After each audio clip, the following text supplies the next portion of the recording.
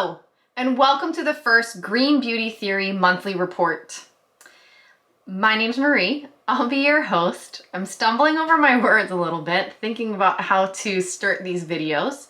First off, let me tell you, what is Green Beauty Theory? Well, Green Beauty Theory it started as an Instagram account as a way for people who appreciated science, plants, green beauty, clean beauty, mindful beauty, and everything in between to gather in a safe space where we could acknowledge a lot of great truths about beauty products and where we could discuss in a safe place. Now, I absolutely loved the community that we've already built on that Instagram account. However, once COVID hit, I really felt like Instagram quickly became a place that I didn't want to spend time anymore. No one was really interested in anything other than polarized viewpoints. And to be honest, green beauty, there's no room for polarized viewpoints. There is mutual respect. There is conversation, there is acceptance, and I just really felt like I couldn't express myself on that platform or share in a way that I wanted to. I thought about taking this to be a podcast, but the truth is I just don't have time in my life to do a podcast. And I tried podcasting, and I'm really a video person. I have a lot of awkward pauses when I recorded the podcast that work in video because you see like all the visual communication I'm doing that did not work at all in podcasting.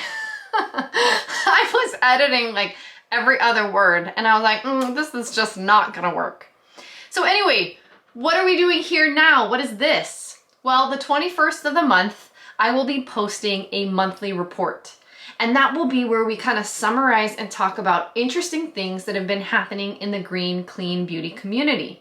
Because if you didn't know, by 2024, clean beauty is estimated to have upwards of $50 billion of the beauty share.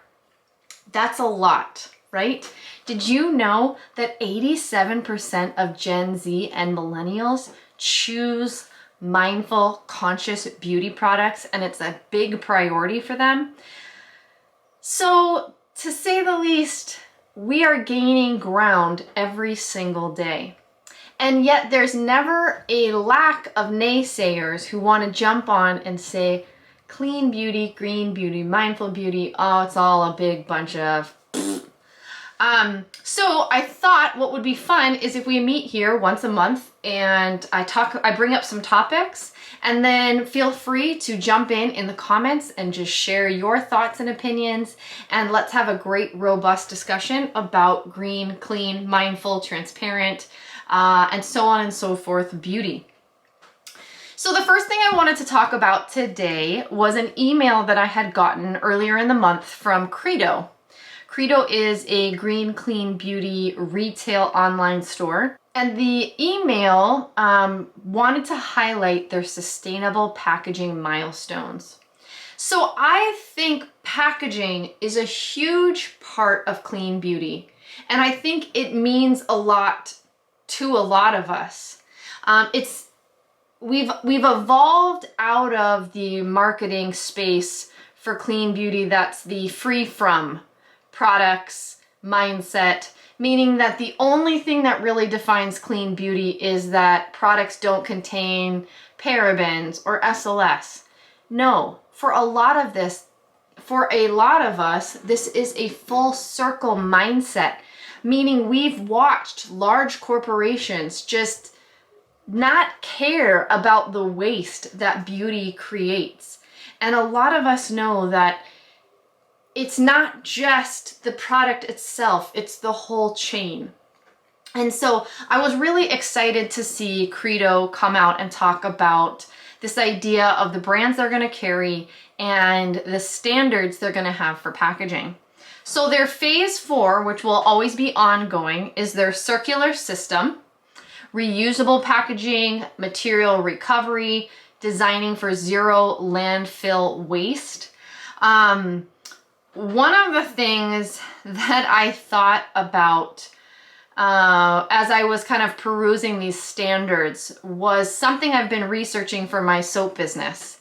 And this is the idea of compostable ingredients or compostable packaging. So it's just very interesting because there's commercial composting, meaning you have to take it someplace to drop it off to be composted. There's home composting, which, you know, if you can home compost, like that's amazing and awesome, but I don't know many people who live in an area where they could potentially home compost. For us, it's really not something that we're able to do right now just because of rodents and bugs and space. So, you know, I loved the idea, right, of compostable. I was like, oh, this is amazing, compostable, home compostable. But you can't throw this stuff in a landfill because to compost stuff, you need oxygen, you need sunlight, you need rotating, and when you bury stuff in the ground, like most people do in landfills, it doesn't compost. So that's just an interesting caveat I'm thinking of, like, right, designing for zero landfill waste, reusable packaging, material recovery in this circular system. Composting sounds really beautiful, but as I really dove deep, I felt like it was really a lot about marketing. Okay, so then their phase 3, which is smart design, which will also be ongoing. This is where I get really excited. It's materials and life cycle analysis, refillable formats, clear disposal instructions. I get really excited about the idea of clear disposal instructions, meaning that, you know, people know how to reclaim this waste, and that's clear to them from the moment they purchase the product, and it's talked about, and it's a mindset that brands are thinking of. So I really like that idea of smart design. Here's another one that I love. Phase 2, which is they're going to be hitting by 2023, which is better materials. Petroleum-derived packaging must contain at least 50% recycled content or be replaced by a more sustainable material. So when I was doing my little subscription box for face masks, the containers I used were post-consumer resin. This is something that the brand Lush has done for a long time. In fact, they were one of the first brands to use 100% post-consumer resin containers for their products. So that's something I just really love because I love talking about the idea of recycling plastic. Because glass, like for me here in Hawaii to use glass requires so much more packaging, and it requires so much more shipping space, and it requires so much more just supply chain considerations that I just was like, if I can use post-consumer resin, like, first of all, people who want to recycle this can just drop this easily in recycling. There's no special thing that they need to do. There's no special place that they need to take it. And everyone has access to that really simplistic plastic recycling, or at least most people do in their area. So I love this. I love this consideration. I love this attention to the idea of better materials. Then their phase 1, which they're hoping to hit by 2021, which is to eliminate single-use masks and wipes, expand packaging take-back programs, and prohibit PVC, PFAs, BPA, and etc.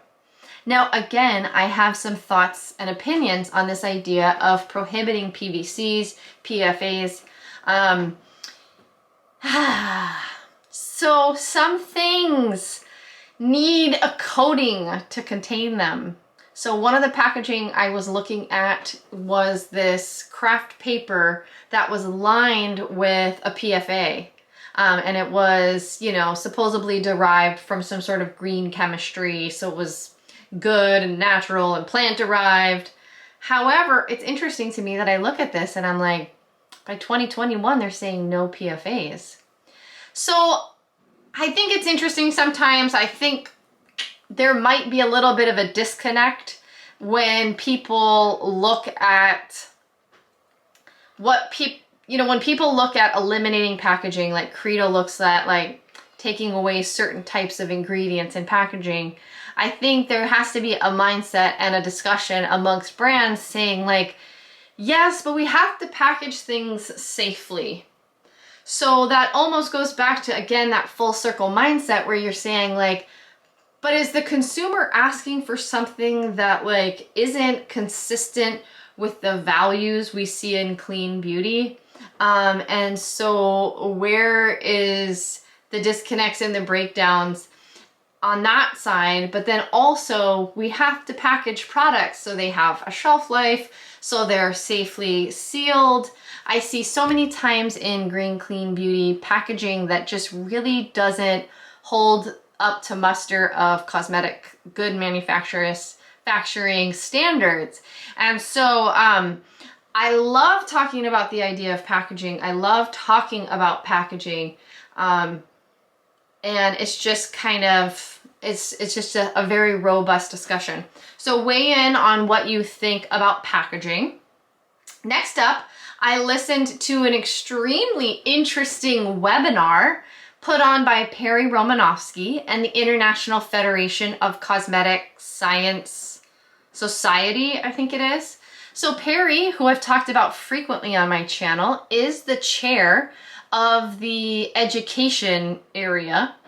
And he decided to have a little debate between two PhDs on, is clean beauty making the market safer? And it was very robust. It felt very inclusive. It felt wonderful to have a productive conversation, because so many times the cosmetic chemists out there are ripping on clean beauty, and yet we're taking over the market.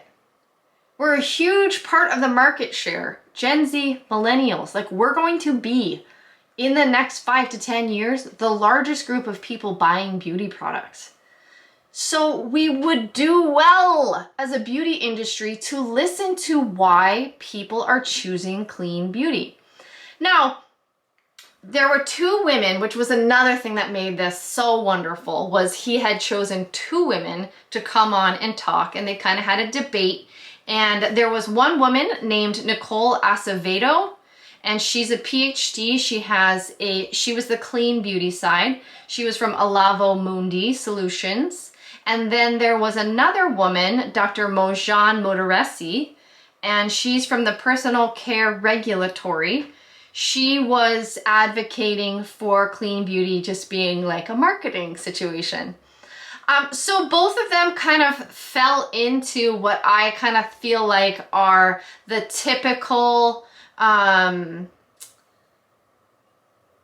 stereotypes of the clean beauty conversation. So Dr. Acevedo came on and she was talking about all the stats that generally online retailers talk about. And I was almost cringing a little bit because I'm like, take it to the next level. Like, talk to us like we already know a lot about this. And then Dr. Moddaresi came on and was again like, science wins the day, science this, science that. And I was kind of like, but wait, let's have a more nuanced discussion. Now, the webinar was only an hour long. I'm going to link everything below so you can see their slides and you can hear the discussion. It was absolutely wonderful. I highly recommend it. And I really hope Perry will do more like this because it felt so wonderful to finally have a realistic discussion. But anyway, there were flaws about each thing, but it was interesting because as we were getting to sort of the end of the webinar, we were really getting somewhere. We were really starting to talk about regulation. We were really starting to talk about the full circle. Like, that's one thing that I thought was interesting is that The lady arguing for clean beauty had, again, a much more full circle mindset. So it was really interesting because as we got to the end of the webinar, it was starting to really evolve. The conversation was starting to really get somewhere. It's really starting to feel like the two ladies talking were kind of acknowledging each other as equals and really hearing each other. And unfortunately, we ran out of time. But yeah, I would love to link their slides below. I'd love for you to check it out. It's a great thing, a great use of your time. Anyway, okay, so we're already at 16 minutes. Let me talk about something a little bit disappointing and that has really had me down all day. And I hesitate to bring it up because people really don't like the non-positive talk. But it is from an account I've taken issue with for about the last 2 years called the Eco Well. And you know, I have stayed off Instagram because, again, like I said, I don't feel like it's a place for nuanced discussion. And I feel like if you've come to clean beauty and you've stayed in clean beauty, if you love green beauty or just mindful beauty or transparent beauty, like it's very individualized, it's very empowered, it's very much specific to your intuitive response to using beauty products. And I really had felt like, again, Instagram wasn't really a place for those types of discussions. So I got a text message from a friend today that said, you know, hey, have you seen this? And it's from this account, the Eco Well. I'm going to put it up right here. And it says, what does QAnon and clean beauty have in common?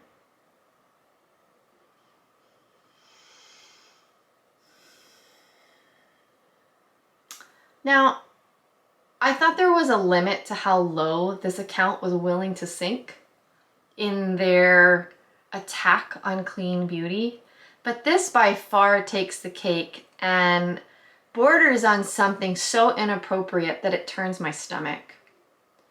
And you know, what does she, I did not read the whole post because I just can't go there with her. Just can't. I'm not going to add energy.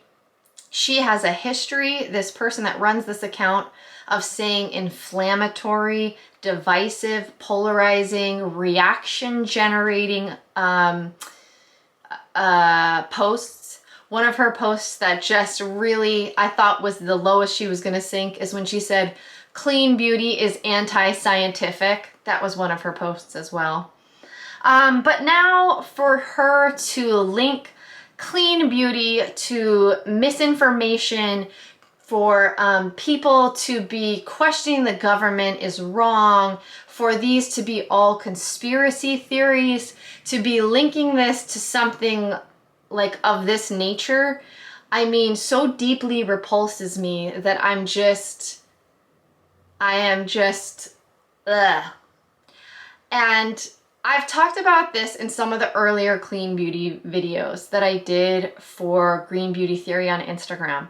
But I have been waiting for this day since COVID hit and it became no longer okay to question or to use your own intuitive judgment or to use holistic practices to fight a virus. I've been waiting for this day for clean beauty to be linked to somehow being wackadoo or misinformation or the same type of things on Instagram that need to be fact-checked. People have scoffed at me. People told me, like, don't, you know, like these people being edited off of YouTube, like it has nothing to do with clean beauty. And here we are. You know, how long is it going to be before you're not allowed to talk about building your immunity with orange peel leaf tea? So I don't know. I would love to hear your thoughts. I'm not going to weigh in too much on that because it really brings me down. And it really, really upsets me on a deep level. And, but I'd love to hear your thoughts. Anyway, thanks for joining me. Bye.